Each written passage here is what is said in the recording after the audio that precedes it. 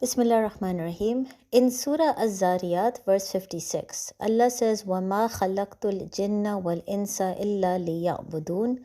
And the translation of this verse is, and I did not create the jinn and insan except to worship me. Now, many of us have goals in our life which we have not been able to fulfill. At times, these are goals that we decided for ourselves, and at times, these are goals that have been placed upon us by our parents or by society. In particular, in Pakistan especially, this goal of getting married at a certain age, having kids at a certain age, these are goals taught to girls ever since they are teenagers. It's as if they face so much pressure to get married at that appropriate age that it seems like there is no other purpose of their creation. Get married or be called a failure all your life. So any achievement of a girl is ignored or disregarded if she ends up not getting married by age 26.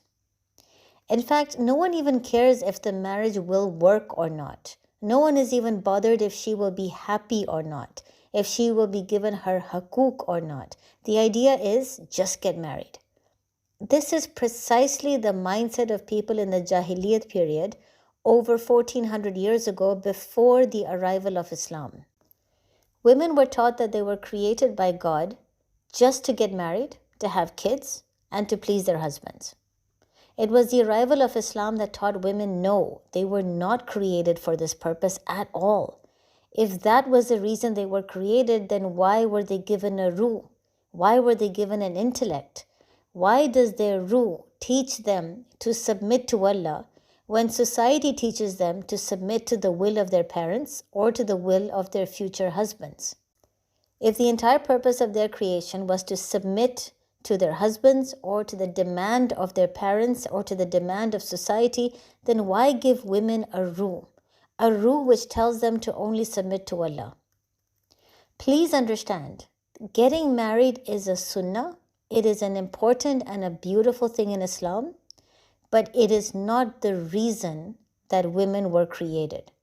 What that means is that if you are not able to find a suitable person to marry, it does not reduce your worth or your value in the eyes of Allah. You still have a ruh, you still have an intellect, you still have organs and a body. Use it and use it to do good deeds.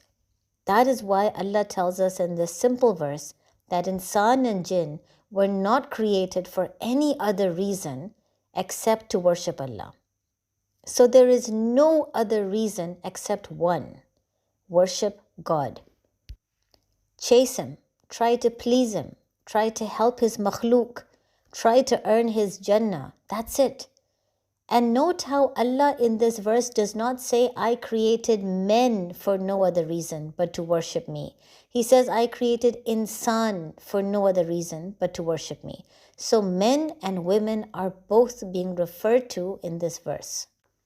If the point of creation for women was just to get married and nothing else, then why do we have such outstanding examples of women in Islamic history who fought battles, who were archers or warriors fighting alongside the Muslims, who were nurses helping the wounded, who were working in administration, who were helping to spread the message of Islam?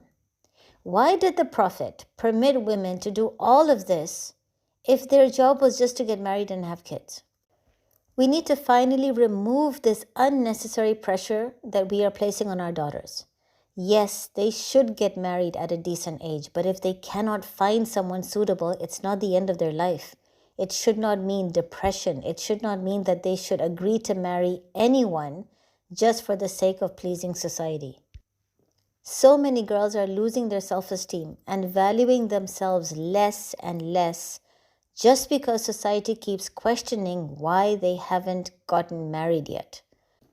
So to all such girls, my message is simple. When Allah has not placed any such pressure on you, ignore the pressure that others are trying to put on you. Chase Allah, do good deeds, learn His message because the Quran is filled with hope and positivity, spread His message, and be grateful for what Allah has given you.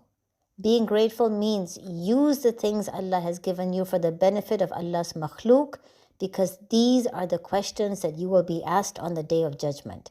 Allah will not ask you if you finally got married at the right age, but He will ask you, how did you use the eyes, ears, limbs, organs, body that He gave you to do good deeds, to submit to Him and to earn His pleasure. Assalamu alaikum.